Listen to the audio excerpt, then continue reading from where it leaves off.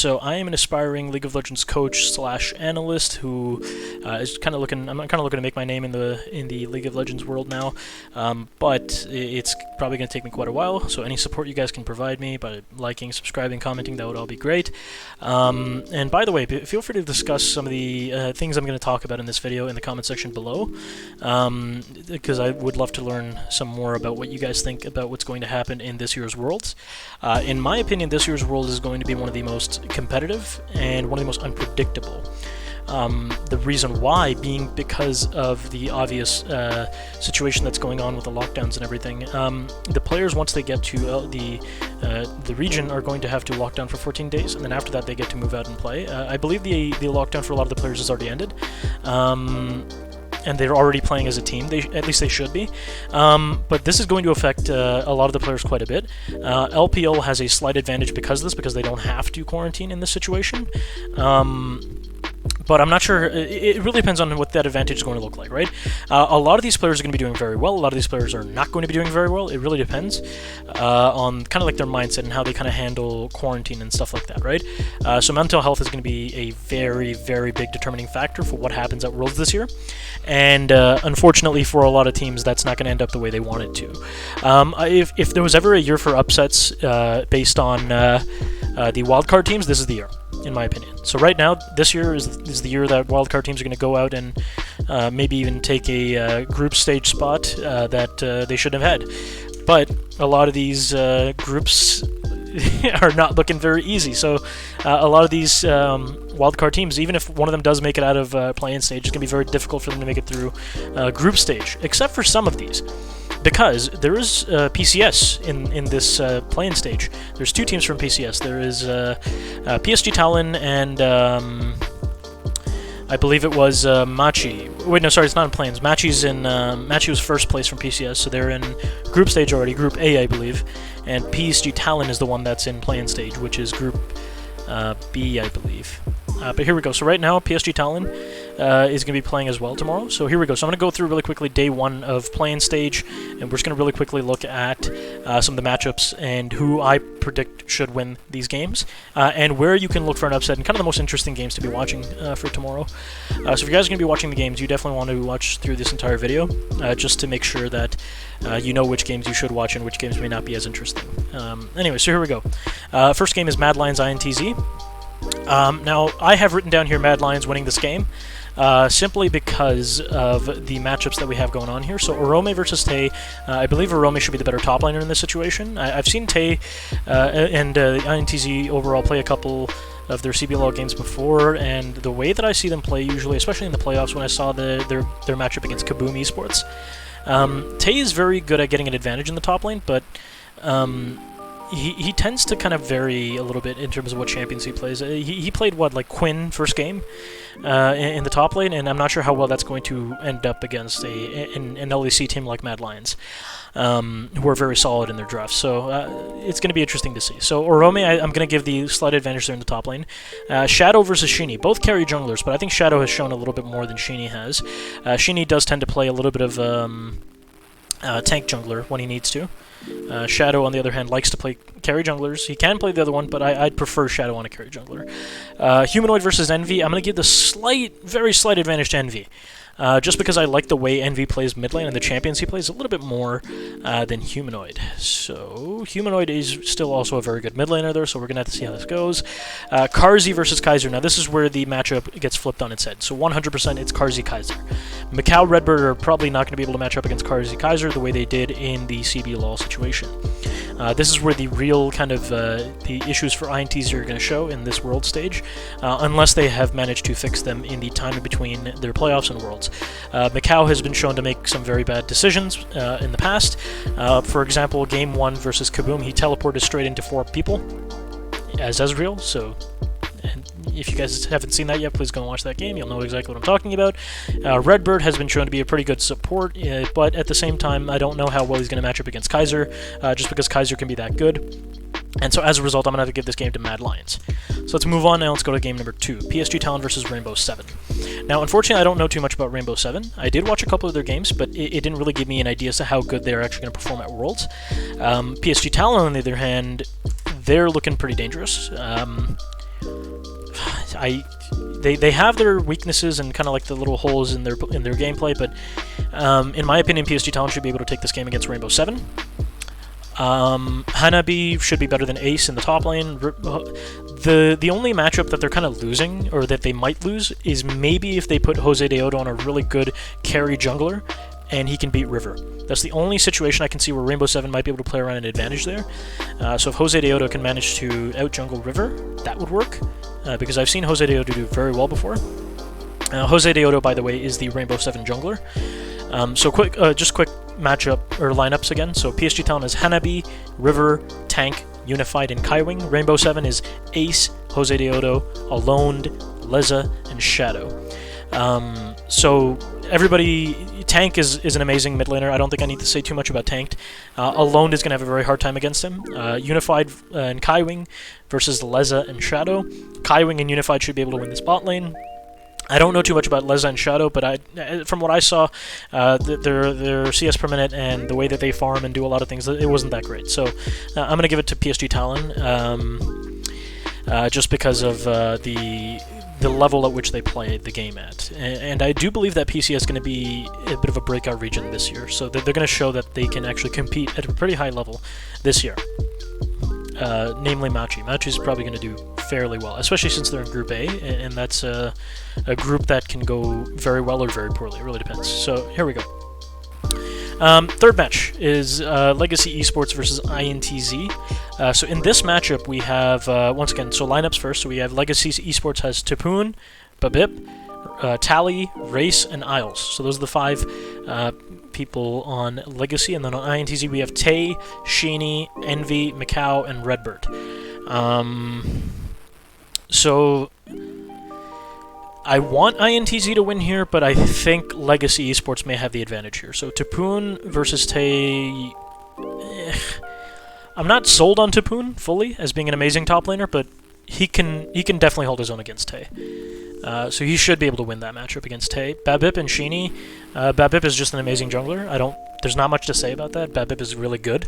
Sheeny is going to have a bit of a hard time against him, and so I'm going to go with Babip. Tally versus Envy. So Tally, Envy... Envy is probably the better mid laner there. Just because of the champion pool that he plays, and his KDA and kill participation is pretty insane. It's through the roof. You guys can look up the stats, but anyways, Race and Isles. So Macau, Redbird versus Race, Isles. Like I said, I believe, in my opinion, that the bot lane, right, Macau and Redbird are probably the biggest kind of downside to INTZ. So Race and Isles is who I'm going to give this to. So as a result, the only kind of lane that might actually take over is Envy. So if Envy can take over the game, then yes, INTZ can win. So that's kind of like their win condition there. But at the same time, I think Race and Isles are probably going to be able to turn the game around, and just at the very least be very strong by late game. Now, so first of all, as I kind of go through these matchups, I'm going to kind of go back around and kind of talk about some of them. Some of kind of like the win conditions that I've noticed, that if they get these certain conditions, they can generally win games. So, Mad Lions INTZ, Rome needs to hold his own. He needs to do fairly well. Shadow needs to be able to perform on the carry junglers. Humanoid, there's not that much for him. He's the mid laner. There's not much to say there. He's very flexible. Carzi and Kaiser, just don't fall behind. As long as they don't fall behind them, I see them as the better players overall. Anyways, PSG Talon, Rainbow 7, Hanabi. There's not much to say there. Just get him on a decent champion. Honestly, Hanabi, even on a carry top laner, would do very well, and he will probably carry the team. Get Tank on a mobile mid laner, so get him on someone like Zoe or TF, and get him to move around the map. That's what I want to see from Tank. Unified and Kaiwing. I want to see Unified pick a late game AD carry and a support that's most likely a tank. Or no, sorry, not a tank. A utility support, so that can kind of boost up Unified and allow him to get the kills he wants to. So maybe like a Yumi, or look at Lulu or someone like that. I really do think that Thresh, Leona, and Nautilus are probably some of the best supports right now, but for Unified, I'd say, or for Kaiwing, I'd say maybe go for like a Lulu or something like that, and maybe take like an Ashe for the late game AD carry. Or maybe even like a Braum Ashe type of thing. Anyways, moving forward. Rainbow 7, unfortunately, the only person they can play around in this case, in my opinion, is Jose Deodo and maybe Ace at top lane if they can do a little top jungle synergy type thing where they just completely screw over the top lane. But I think Hanabi is going to be good enough to avoid some of those ganks and things like that. So it really depends. Legacy INTZ, Tapoon, Tay, Bebip, Sheeny. Tapoon and Bebip should be able to play around each other, and Tay and Sheeny, unfortunately, are going to have a really hard time. Sheeny needs to play around mid lane and his AD carry and support in order to make sure they don't get slapped in bot lane, in farm and things like that. Envy is one he should be really playing around. He should really be able to funnel stuff into Envy, funnel a lot of the resources into him, and allow Envy to carry the game on Zoe or something like that. He should be able to do that. So I think that's what they should do. Maybe even Syndra. I know Envy has a pretty decent Syndra too, so go for that kind of thing. I think Envy can also play Orianna really well, so Orianna, Syndra, he's going to have his pick of mid laners against Tally. LGD, PSG, Talon. So that's the next match. This is the match number 4. In my opinion, these last 2 matches, LGD, PSG, Talon, TL, Mad Lions, these are going to be the most interesting games to watch tomorrow. These are the ones that I'm going to be watching for sure. Some of the other ones really depends on what time I wake up. But LGD, PSG, Talon, TL, Mad Lions, 100% bangers. Guaranteed. Seriously, guaranteed these are going to be bangers. So right now, if you look at their matchups, right, if you look at the lineups for game number 4, LGD, PSG, you have Langshin versus Hanabi in the top lane, Peanut versus River in the jungle, Xie versus Tank in the mid lane, Kramer and Mark versus Unified and Kaiwing in the bot lane. It shouldn't be too much of a surprise to you guys that LGD has the best team overall. Should not be a surprise to you. However, PSG Talon, in my opinion, has a very, very good chance at upsetting LGD. If LGD is not prepared to face PSG Talon tomorrow, especially considering this is the very first game that LGD will be playing, while it's the second game that PSG will be playing. PSG will have time, after the Rainbow 7 game, exactly 2 hours or not 2 hours, 1 hour in between, to figure out exactly what their problems were in Game 1 and fix them while they face LGD. LGD will be coming into this with the first game. They will not know that much as to what to expect, and honestly, this could be a bit of a problem. But at the same time, the fact that PSG has played a game could also work to their detriment.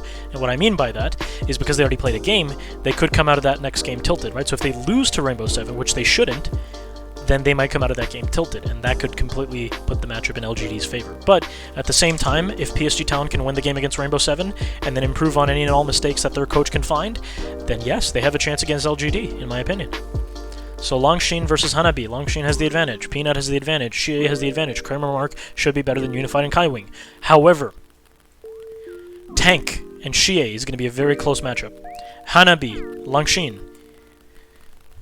Interesting matchup at top lane. Langshin has a slight advantage in my opinion over Hanabi. He's a little bit better. But Xie and Tank is going to be a very close matchup. Very close. So it really depends on how Peanut and River can play around the map and see who they're funneling their resources into. Kramer and Mark. Kramer can carry the game, but I've seen a lot of times that they just put Kramer on like a Senna or something and just have him sit back. But at the same time, I'm pretty sure they're probably just going to throw him on Ezreal now because Senna's kind of out of the meta at this point. So they're probably going to put him on Ezreal or something like that and maybe just hang out in the bot lane, farm up, and then be a little bit more effective late game than anything else. Which is why I think that PSG Talon, in my opinion, should funnel all of their resources into Unified, Kaiwing, and Tank. So that's what they should do. They should draft a favorable matchup for Unified and Kaiwing, something mid to early to mid game, I'd say. Tank should be on a very mobile character, such as TF or Zoe or something that can get around the map very quickly and be able to counter gank. Because I know Xie for a fact will be moving around and will be roaming lanes. So that's kind of the idea there. Peanut, River. River, probably putting him on a tank jungler. Peanut on a carry jungler. Langshin, Hanabi. They were probably going to put Langshin on a tank. But at the same time, I think they should do the same thing with Hanabi. But I think they might actually be able to pull something off with Hanabi and River. So it really depends. So it really depends on what PSG Talon decide to do in this game. And then we have the final game, which is TL Mad Lions. Whew, this one's going to be a banger. I don't think I have to explain this to anyone, but TL Mad Lions LCS versus LEC is going to be the match to watch. And yeah, that's it. That's all I have to say about that. So basically, in my opinion so far, as far as I can tell, Mad Lions should win that game. But very big BUT. If Tactical can show that he can play at a Worlds level, then TL can win this game. CoreJJ is one of the best supports coming out of NA, if not the best. He is the MVP.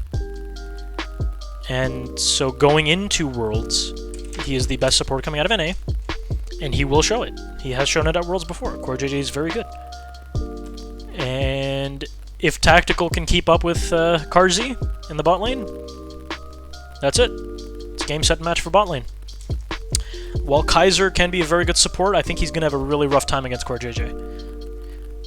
But then again, bot lane is one side of the map. Let's move on to the other lanes. Mid lane, Humanoid versus Jensen. I'm going to give that matchup to Jensen.